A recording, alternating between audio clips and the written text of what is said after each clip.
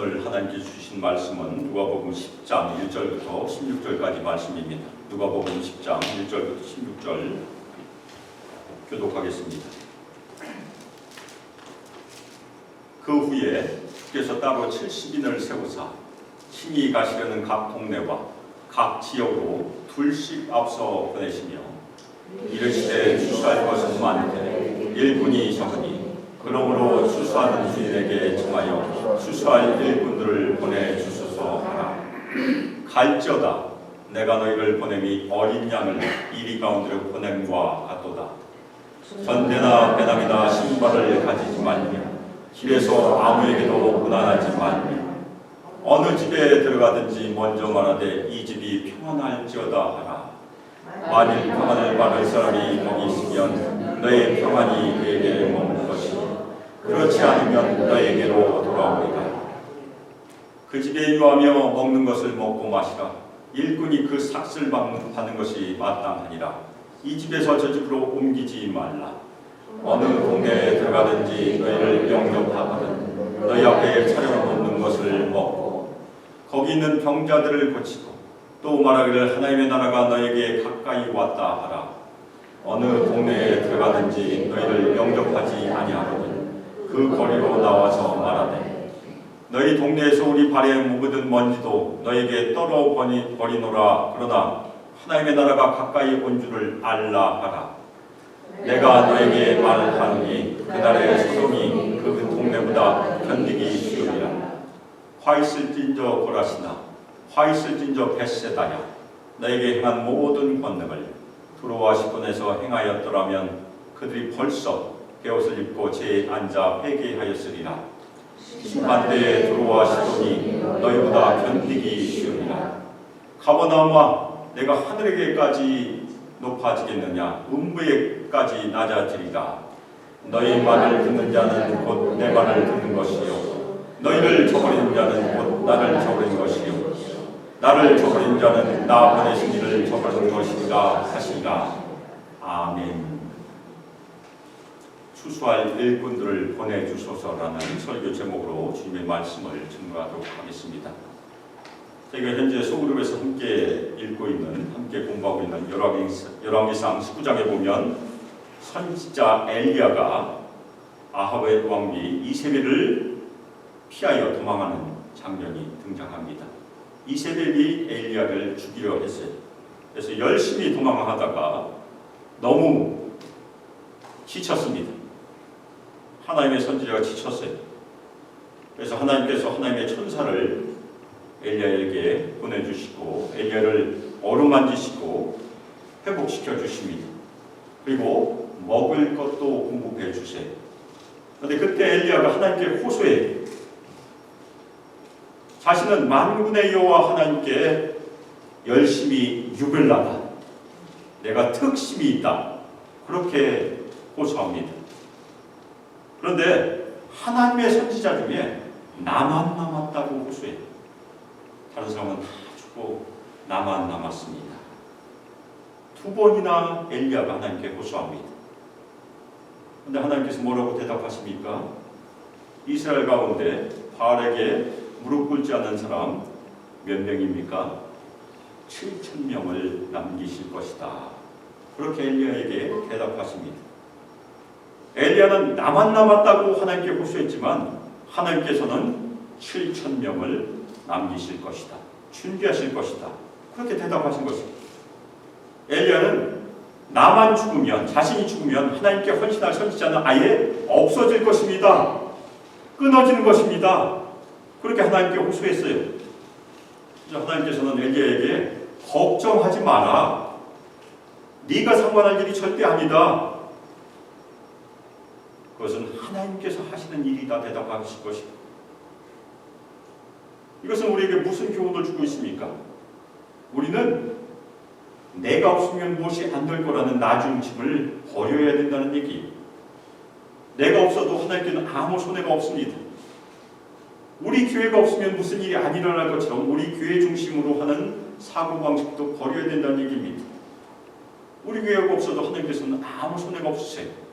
하나님의 나라는 계속해서 확장될 것입니다. 예수님께서 어딘가 반드시 오실 것이 하나님께서는 내가 없어도, 우리 교회가 없어도 하나님의 일을 하시는데 아무런 어려움이 없다는 것을 우리가 겸손함으로 인정하는 것이 굉장히 중요합니다. 우리는 내가 꼭 있어야, 우리 교회가 꼭 있어야 뭔가 할 수 있다는 영적인 이기심을 내려놓아야 하는 것이 우리가 꼭 생겨야 될 말씀입니다. 오늘 말씀에서 예수님께서는 12제자 말고 70명을 파송하는 이야기가 등장합니다. 예수님께는 12제자만 소명을 받은 것이 아니란 얘기예요. 다른 70명의 제자들도 소명받았다는 얘기입니다. 그래서 오늘 말씀을 통해서 우리가 새겨야 될 말씀이 무엇입니까? 영적인 우월감과 이기심을 버리고 오히려 예수님께 일꾼으로 선택받았음을 늘 감사하고 주님을 따르는 것이 오늘 우리가 새겨야 될 중요한 말씀입니다. 오늘 말씀에 보면 예수님께서 주께서 70인을 세우셨다고 기록하고 있습니다. 주께서는 말이 굉장히 중요합니다. 예수님께서는 주권을 가지시고 권위를 가지시고 제자들을 세우신 것입니다. 이 사람들은 12제자 밖에 있는 사람들입니다. 예수님께는 사도라고 부를 이유는 12제자들이 있었어요. 우리가 다 알고 있는 내용이잖아요. 그들은 3년간 예수님과 동행하면서 예수님으로부터 배웠어요. 그리고 예수님이 승천 이후에 예수의 사역을 이끄는 반복될 수 없는 사역을 했어요. 무슨 얘기냐면 12제자가 다 순교하면 12제자는 더 이상 없는 것입니다. 만약 12제자로 끊어졌다면 예수님의 사역은 이어지지 않는 거죠. 그런데 오늘 말씀은 12제자 말고 저희가 이름을 알지 못하는 70명의 제자가 또 있었다는 얘기. 예수님의 선교 사역은 특정한 그룹, 12제자라는 특정한 그룹에 한정된 것이 아니라는 얘기입니다. 계속해서 사역은 확장되어 가고 있다는 것이 굉장히 중요한 말씀입니다. 예수님께서는 12제자를 보내신 것과 동일하게 보내서 70명의 제자를 친히 가시려는 각 동네와 각 지역으로 둘씩 앞서 보내셨어요. 12명을 둘씩 보내면 6군데밖에 안 됩니다. 그러면 70명을 둘씩 보내면 몇 군데를 보낼 수 있습니까? 35군데잖아요. 이방인의 지역도 다 포함할 수 있다는 얘기예요. 많은 지역이니까. 그래서 이 70명의 숫자는 이방인에게까지 복음을 증거하는 것을 저희가 상상할 수 있는 그런 숫자예요. 왜 둘씩 보냈겠습니까? 혼자 가면 외롭고 안전하지 않습니다.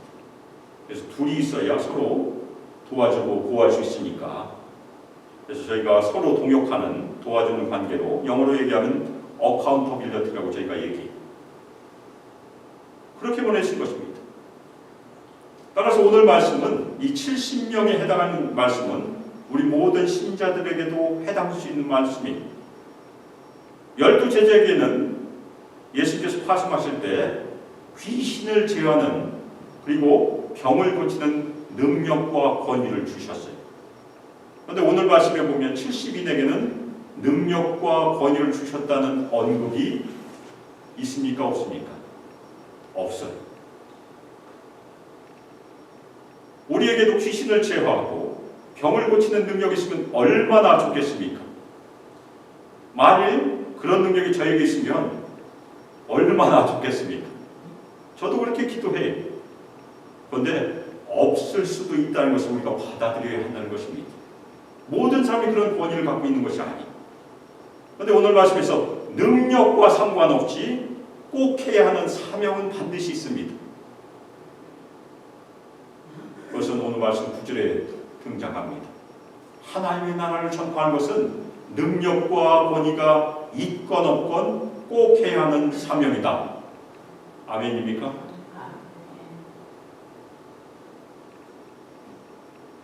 우리 예수님의 제자들은 디모데 후서 4장 2절 말씀처럼 때를 얻든지 못 얻든지 하나님 나라의 복음을 전파해야 합니다.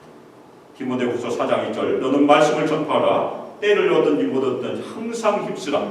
범사의 오래 참음과 가르침으로 경직하며 경계하며 권하라. 오늘 말씀에서 우리 제자들이 이 땅에서 꼭 해야 될 것들이 기록되어 있어요. 무엇이 기록되어 있는지 저희가 같이 살펴보겠습니다. 첫 번째는 우리 예수의 제자들은 이 땅에서 꼭 기도해야 합니다. 지난 목요 기도회 때 저희가 우리 부흥을 위해서 기도해야 될 두 가지 기도 제목을 말씀드렸는데 오늘 또 하나 기도 제목을 저희가 발견할 수 있어요. 매일 기도해야 될 기도 제목. 추수할 것은 많되 일꾼이 적으니 그러므로 추수한 주인에게 청하여 추수할 일꾼들을 보내주소서 하라. 무엇이 기도 제목입니까? 추수할 일꾼들을 보내주소서. 이것이 기도 제목이라는 것이. 먼저 추수할 것은 많습니다. 예심 때나 지금 때나 추수할 것은 많이 있어요. 예심을 하지 못한 사람들 아직도 많이 있어요. 하나님으로부터 분리된 사람들, 하나님의 나라에 아직 들어오지 못한 사람들, 멸망의 길로 가는 사람들이 우리 주변에 많이 있어요. 그런데 문제가 뭡니까? 일꾼이 적다는 얘기입니다. 아니 그리스도인들은 많은데 왜 일꾼이 적을까?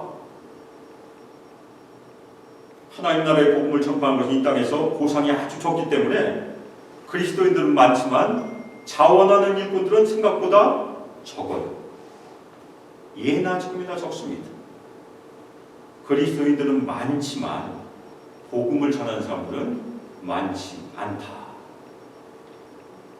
그것이 우리가 꼭 인정해야 될 내용입니다. 많은 그리스도인들이 예수님의 부르심과 예수님의 명령에도 불구하고 침묵하고 있어요. 그래서 우리 제자들은 추수하는 주인에게 기도하여야 한다고 예수님께서 가르치십니다. 여기서 추수하는 주인은 당연히 하나님 아버지세요. 우리가 무엇을 기도해야 됩니까? 같이 한번 해보겠습니다. 추수할 일꾼을 보내주소서. 추수할 일꾼을 보내주소서.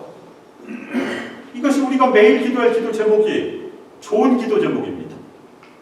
이 응답은 두 가지로 이루어질 수 있어요. 첫 번째는 열심히 기도하다 보면 우리가 변해서 우리 자신 변해서 추수할 일꾼으로 헌신할 수 있어요. 아멘입니까? 아멘. 아니면 추수할 일꾼이 교회로 오게 하든지 절대 손해볼 수 없는 그런 기도 제목이에요. 내가 변하든지 아니면 사람을 보내주든지. 둘 중에 무엇을 더 좋아하십니까? 둘 다 좋아하실 거예요. 이거 열심히 기도하다 보면 우리 숫자가 늘어날 수 있다는 얘기예요. 기도 안 하면 손해보는 그런 기도입니다. 이 구절이 누가복음 10장 2절이에요. 그래서 이 기도를 영어로 얘기하면 10:02, 10:02죠. 한국말로 번역하면 어떻게 될 것 같습니까? 10시 2분 기도예요. 아멘입니까? 아멘. 10시 2분에 알람을 맞춰놓고 알람이 딱 울리면 기도하는 아주 유명한 기도입니다. 교회 개척자들이 이것을 꼭 배워요. 10시 2분 기도. 아주 쉽지 않습니까? 우리 성도들 다 10시 2분에 알람을 맞추시기를 주님의 이름으로 축원합니다. 혹시 알람을 맞춘 걸 번거로우면 딱 하루에 한 번만 기도하면 돼요. 하루에 한 번 추수할 일꾼을 보내주소서. 너무나 외우기 쉽습니다. 같이 한번 해보겠습니다.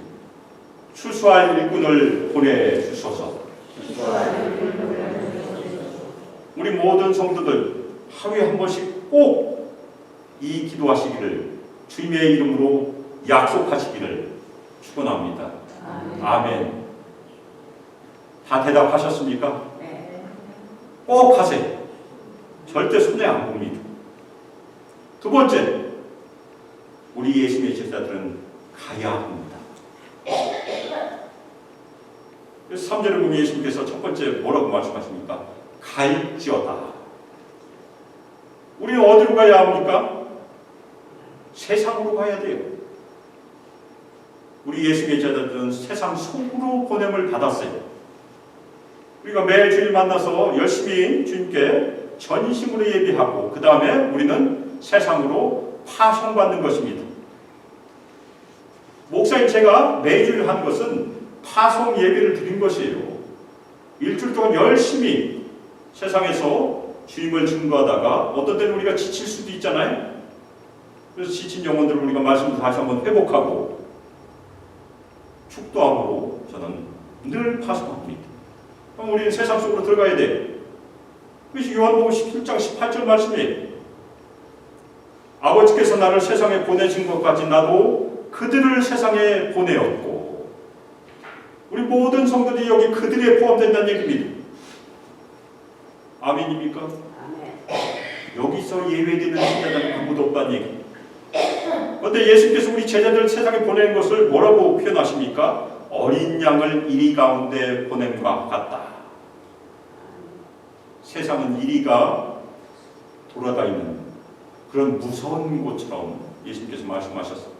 악이 횡행하는 그런 장소들입니다. 반면에 예수를 믿고 따르는 우리 제자들은 어린 양처럼 연약하다고 예수님께서 표현하십니다.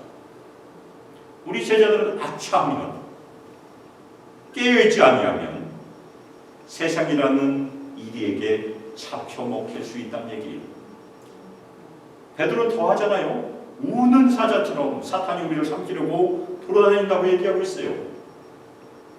우는 사자, 입을 벌리는 이리. 우리는 누가 필요합니까? 예수님이 늘 필요합니다. 그래서 우리가 늘 기도할 것은 주님께서 우리와 함께 동행하여 주시고 우리를 보호하여 주시길 늘 기도해야 돼요. 우리가 매일 기도해야 될 중요한 제목입니다. 우리 힘으로 하면 반드시 집니다. 우리는 나사렛 예수 그리스도의 힘으로 예수님의 능력으로 나가야 돼요. 또 하나 우리가 꼭 명심해야 될 일입니다. 예수님께서 전대나 배낭이나 신발을 가지지 말라. 저희가 이미 살펴본 말씀이에요. 근데 오늘 말씀에는 신발도 가지지 말라고 추가되어 있습니다. 그러면 저희가 맨발로 가야 되냐? 그 얘기는 아니고 여분의 신발을 가지지 말라. 이 현대 우리의 삶으로 저희가 번역을 한다면 단순한 삶으로 살라는 얘기예요. 우리는 군사로 부름을 받았습니다.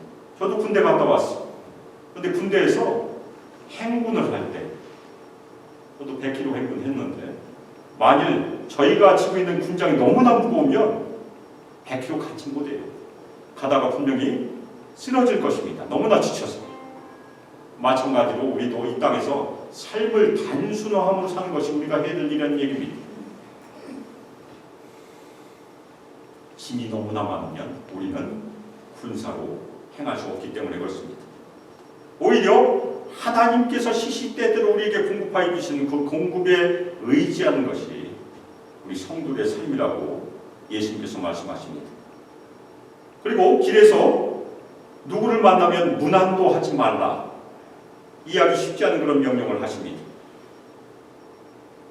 가는 길에서 아는 사람을 만나면 그 사람과 얘기하다 보면 자기가 꼭 해야 될 사명을 잊어버릴 수 있다는 얘기입니다. 그래서 예수님께서 하신 말씀은 누구에게 꼭 인사하지 말라 그렇게 문자적으로 적용할 필요는 없습니다. 오히려 우리에게 이미 주어진 그 긴급하고 중요한 명령에 집중하라. 그 얘기. 무엇이 가장 긴급한 명령이었습니까? 오늘 말씀에서 가라. 그것이 제일 중요한 명령. 또 하나는 9절에 보면 하나님의 나라가 너에게 가까이 왔다 선포한 것이다. 가서 하나님의 나라를 선포해라. 그것이 가장 긴급하고 중요한 명령입니다. 나머지는 부차적인 명령들이라는 얘기입니다. 그런데 많은 교회들이 부차적인 명령에 너무 집중을 하고 가장 긴급하고 중요한 명령을 옆에 제껴놓고 있다는 얘기예요. 그건 불순종이에요. 우리가 회복해야 될 것이 가장 중요하고 긴급한 명령에 집중하는 것입니다. 아멘입니까? 아멘. 가서 하나님의 나라를 전파하라. 마음에 새기시기를 주님의 이름으로 축원합니다. 우리 신자들이 이 땅에서 꼭 해야 될 것이 세 번째 명령이 있습니다. 우리 예수님의 제자들은 평안을 전달하여야 한다. 화평을 전달하여야 한다. 우리는 화평의 전달자들이 아멘입니까? 아멘. 그래서 어느 집에 가든지 꼭 해야 될 일, 이 집이 평안할지어다. 짧게 줄여서 말하면 어떤 말이 되겠습니까? 우리말로 하면 안녕하십니까 될 거고, 히브리어로 얘기하면 우리 모든 성들이 다 아실 것입니다. 샬롬, 샬롬. 예수님의 제자들 그렇게 인쇄했어요. 샬롬. 우리는 평안을 전달하는 사람들이, 그리고 우리 제자들은 끝까지 평안을 추구하는 사람들, 화목을 추구하는 사람들, 화평을 추구하는 사람들입니다. 그래서 우리가 평안을 전달하면 그 평안은 공중에서 사라지지 않는다. 그것이 예수님의 약속이. 만일 평안을 받을 사람이 거기 있으면 어떻게 됩니까? 평안이 그 집에 머물게 돼요. 아주 중요한 얘기. 이 평안을 받을 사람은 문자적으로 번역하면 평안의 아들이라는 얘기. 평안의 아들이라는 말은 무엇입니까? 평안으로 특징되어진 사람, 평안을 사랑하는 사람이라고 저희가 번역할 수 있어요. 우리가 어디 가서 주님의 복음을 증거했는데 평안으로 특징지어진 사람, 평안을 사랑하는 사람은 그 복음을 받아들이게 된다는 얘기입니다. 우리 예수님의 제자들도 이미 평안의 아들들, 딸들이 되었습니다. 그런데 우리가 알지 못하는 곳에서 복음을 전할 때 평안의 아들과 딸들을 만날 수 있다는 얘기. 그 사람들은 복음을 받아들이게 되고, 그 사람과 연결된 가족들이 복음을 받아들이고, 아들, 딸들이 복음을 받아들이고, 사돈도 받아들이고, 그렇게 할 수 있다는 얘기. 그런데 신약 성경에 그런 예들이 많이 등장해요. 그 중에 대표적인 예가 루디아의 예입니다. 루디아는 빌립보 교회의 첫 번째 성도예요. 루디아가 바울을 통해서 예수님을 알게 되고 그 가족이 다 예수님을 믿었습니다. 아멘. 그리고 또 하나, 고넬료가 그런 예예요. 고넬료는 누구를 통해서 예수님을 믿었습니까? 베드로를 통해서. 고넬료와 그 가족이 다 예수님을 믿었어요. 그래서 어떤 해석자는 고넬료 때문에 로마 교회가 생겼다고도 이해하기도 해요. 로마 교회는 누가 개척했는지 아무도 몰라요. 근데 사도 바울이 로마서를 쓸 때는 이미 로마에 많은 신자들이 진짜 있었어요. 한 가족이 주님께 돌아오면 많은 사람들이 주님께 돌아온다는 얘기입니다. 그런데 우리가 평안을 전달했는데 아무도 안 받았다. 걱정할 필요가 없어요. 그것은 누구에게 다시 돌아오게 됩니까? 우리에게 돌아오게 된다. 절대 땅에 떨어지지 않는다. 놀라운 약속의 말씀입니다.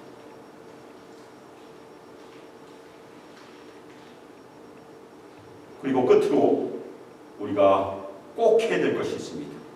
예수님의 제자들은 꼭 하나님의 나라의 복음을 전파하여야 한다. 12제자에게는 어느 집에 들어가든지 거기서 머물다가 거기서 떠나라. 아주 짧게 말씀하셨는데 오늘 말씀에서 훨씬 더 확장돼서 자세히 기록이 되어 있습니다.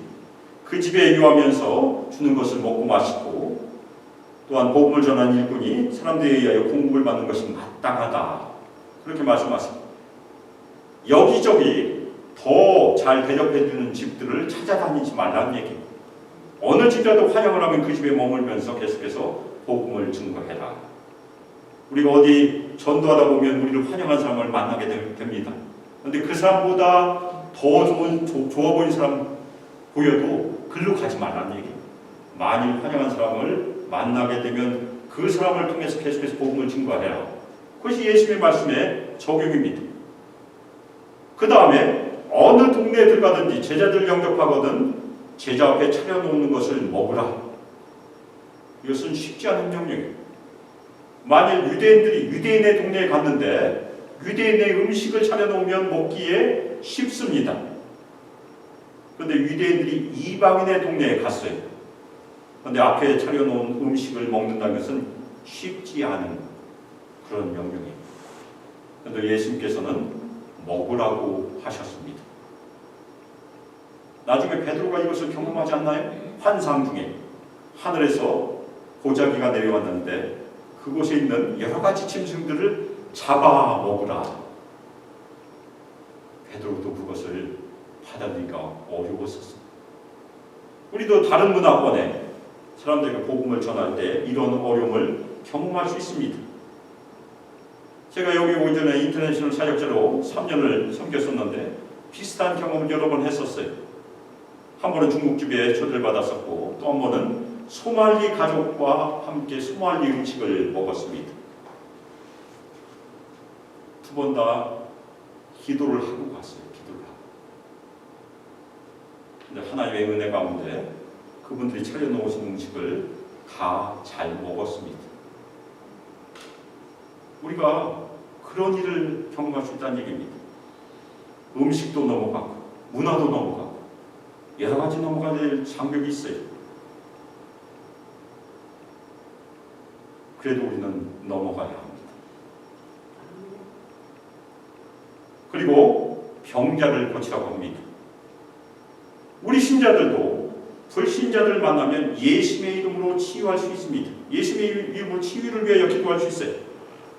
예수님을 믿지 않는 사람에게 혹시 기도해 줘도 됩니까? 라고 물어보면 대부분 좋아한대요. 그래서 기도 제목 물어보면 기도 제목 얘기해 줘요. 그때에는 손을 잡고 기도해 주고 만일 아프면 손을 얹고 기도해 주면 됩니다. 그것이 우리가 해야 될 중요한 일이에요. 저도 소말리 가족 아버지가 입원했을 때 가서 기도했습니다. 그 사람들은 모슬림이에요. 그런데 예수님 이름으로 기도했어요. 다행히 미국이니까 제가 안전했죠. 만일에 소말리였었으면 쉽지 않은 일입니다. 제가 기도할 때 2번 스탑을 당했습니다. 첫 번째는 하나님 아버지라고 Godfather라고 얘기하더니 영어로 기도했으니까 그 아들이 스탑 시켰어요. 자기들은 God을 Father라고 부르지 않는다. 그냥 가시라고 해달라. 그래서 가시라고 했어요. 그 다음부터는. 그 다음에 맨 끝에 예수님 이름으로 기도합니다를 이사 알마시라고 하죠. 이사 알마시가 Jesus the Christ라는 얘기입니다. 그렇게 기도했어요. 그랬더니 그 아들이 자신들은 예수님을 메시아라고 믿지 않는다. 또 뒤에다 토크를 잡았어요. 그래도 기도했어요. 우리가 그렇게 기도할 수 있습니다. 그런데 다른 것을 다 해도 꼭 빼놓지 말아야 될 것은 무엇입니까? 하나님의 나라가 너에게 가까이 왔다. 우리 예수님의 제자들은 착한 일 열심히 하고 뭐 음식 사다 주고 다 하고 마지막에 이거 빼놓으면 안 된다는 얘기예요. 열심히 지내놨는데 하나님의 나라가 가까이 왔고 회개하고 예수님 믿으라 빼놓으면 안 된다는 얘기입니다. 이것이 제일 중요한 말씀입니다. 우리가 착한 일하고 음식 갖다 주고 여러 가지 봉사하는 것은 길을 여는 행동입니다. 끝에는 거절당하더라도 면박을 당하더라도 하나님의 나라가 가까이 왔다. 복음을 꼭 전하시기를 주님의 이름으로 축원합니다. 아멘. 우리는 거절당할 수 있어요. 그래서 이어서 나오는 말씀은 거절당할 수 있다는 말씀을 예수님께서 얘기하십니다. 거절 당하는 사람들에게는 발에서 먼지를 떨어버리라. 현대에서는 저희가 적용하기 쉽지 않은 말씀이지만 그 당시에는 이런 말씀이 적용이 됐던 것 같습니다. 이 발에서 먼지를 떨어버리는 그 행동은 하나님의 심판이 궁극적으로 거기에 임한다는 표현이에요. 우리도 이 땅에서 예수님의 복음을 열심히 전했는데 받아들이지 않으면 마지막 때 예수님께서 이 땅에 오시면 그 사람에게 반드시 심판이 임한다는 것입니다. 하나님의 복음을 받아들이지 않는 사람들에게는 소돔의 심판보다 유황불이 내려서 다 타버린 없어져 버린 그 도시보다 더한 심판이 임할 것이다. 왜 그렇습니까?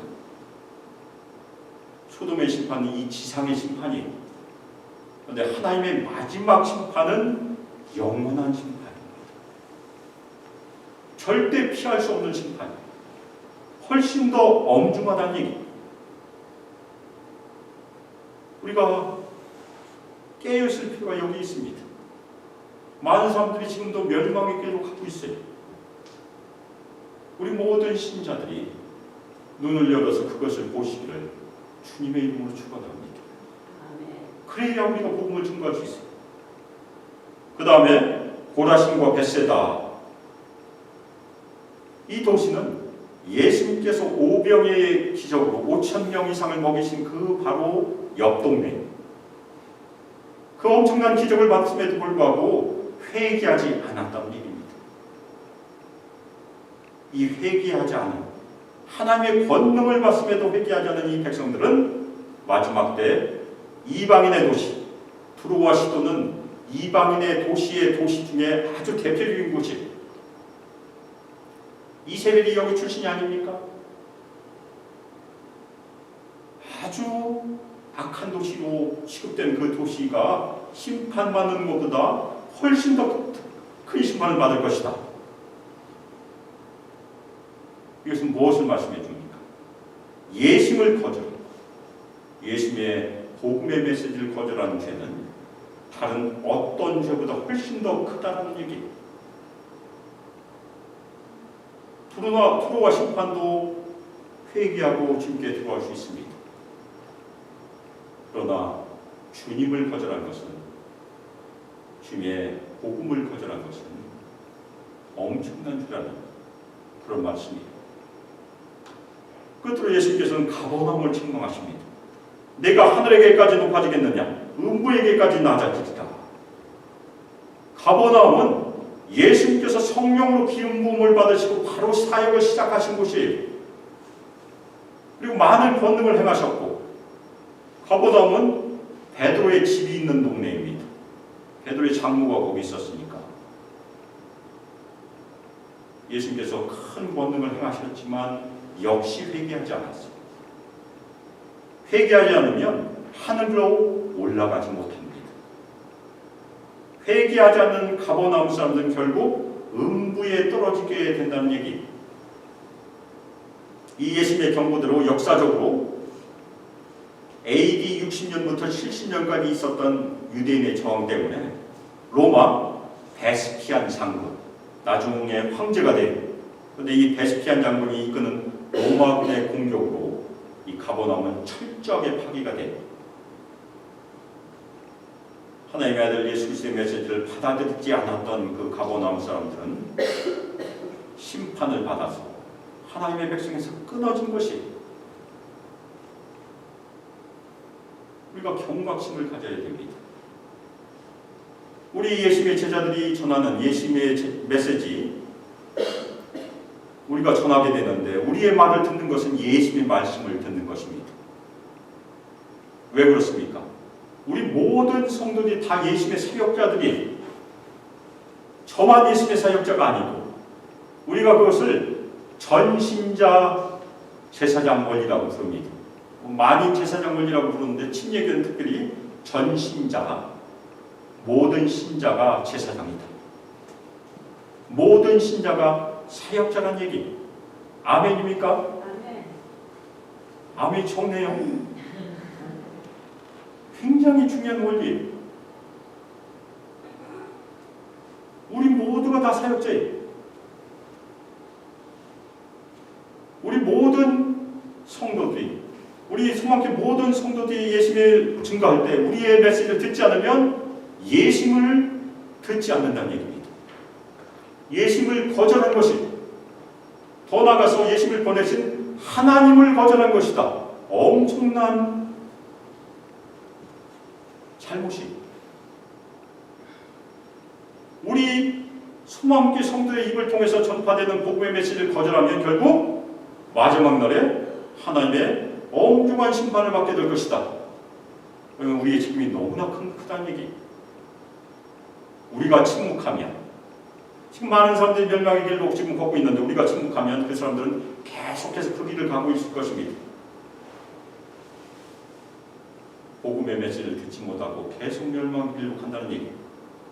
그런데 우리가 입을 열어서 한 사람이라도 얘기하면 우리 옆집 사람 아니면 우리가 주중에 만난 사람들 누구라도 복음의 메시지를 우리가 전달하게 되면 예심을 전하게 되면 듣는 사람 중에 복음을 듣고 믿게 되면 그 사람은 그 멸망의 길에서 나오게 되는 길이에요. 우리가 그 사람을 구할 수 있는 중요한 일입니다. 그 다음에 그 사람은 어디의 길을 걷게 됩니까? 멸망의 길을 걷는 것이 아니고 영생의 길을 걷게 되는 것입니다. 이 말씀 믿으시기를 주님의 이름으로 축원합니다. 아멘. 제가 오래전에 신학교를 진학할 때 한국에서 아주 유명한 분의 목사님의 설교를 들었어요. 그 목사님의 부르심에 대한 설교를 여러 번 들었습니다. 들을 때마다 눈물을 흘리면서 들었던 기억이 나요. 그런데 어느 날 그 목사님의 설교 때문에 제가 잠시 주춤했던 적이 있었어요. 그 설교 내용 중에 한국에서 한 해에 약 10,000명 정도의 신학생들이 졸업을 한대. 목회자 후보가 한국에서 약 10,000명이 매년 나온다는 얘기입니다. 그래서 그 10,000명에다가 저 하나 더하면 하나님께 무슨 도움이 될까? 그렇게 고민했어요. 그런데 같은 구역에 있는 형제가 그 형제에게 제가 고민을 터놓자 그 형제가 그냥 한 사람의 목사가 아니고 하나님께서 찾으시는 그 목사가 되라. 그렇게 권면했습니다. 그래서 그렇게 위로를 받고 격려를 받고 신학교에 진학해서 결국 목사가 됐습니다. 제가 간혹 하나님께서 찾으신 그 목사로 지금 살고 있는가 두려울 때가 많아요. 제가 그 길을 가고 있는지 아닌지는 우리 성도들이 평가를 하실 것이고 결국 저를 부르신 예수님께서 저를 평가하실 날이 오게 될 것입니다. 사랑하는 품학교 성도 여러분, 우리 각자는 하나님께서 찾으시는 사람입니까? 하나님께서 찾으신 그 사람입니까? 아멘으로 대답하시기를 주님의 이름으로 축원합니다. 아멘. 저뿐만 아니라 우리 수많은 성도 한 사람 한 사람이 하나님께서 찾으시는 그 성도고 그 제자예요. 그 집사고 그 권사고 그 장로란 얘기입니다. 아멘입니까? 아멘. 그것을 분명히 해야 된다는 얘기입니다. 그런 사람들은 어떤 마음을 가져야 됩니까? 내가 아니다. 하나님께서는 손해보지 아니하신다는 겸손함을 가져야 합니다. 오히려 우리는 늘 감사해야 돼요. 하나님께서 아직도 나를 사용하고 계심을 늘 감사해야 합니다. 아멘. 그것이 늘 우리가 고백해야 될 중요한 내용입니다. 우리 모든 성도들, 우리 각자가 하나님께서 부르신 사역자임을 마음에 새기시고 우리의 가정, 우리의 사업장, 우리의 직장, 이 세상에서 만난 모든 사람에게 복음의 씨앗을 뿌리는 하나님의 나라를 확정하는 주님께서 찾으시는 하나님께서 찾으신 그 한 사람이 되시기를 주 예수 그리스도의 이름으로 축복하며 기도합니다. 아멘. 이제는 주 예수 그리스도의 은혜와 하나님의 사랑, 성령 하나님의 교통하심과 교제하심과 우리 모든 성도들에게 권능을 부어주시고 충만히 임하시고 우리 모든 성도들 사랑으로 인도하시고 예수님께서 우리 모든 성도들 이미 부르셨습니다. 우리 모든 성도들 하나님께서 찾으신 그 성도 그 사람임을 마음에 깊이 새기고 하나님께서 우리에게 명령하신 것처럼 예수님께서 우리에게 명령하신 것처럼 가서 하나님 나라의 복음을 증거하기를 결단하고 주님의 복음의 씨앗을 뿌리기를 결단하는 우리 수많은 모든 성도들과 우리 청년들과 유자들의 영원토록 함께하기를 주 예수 그리스도의 이름으로 축복하며 기도합니다. 아멘.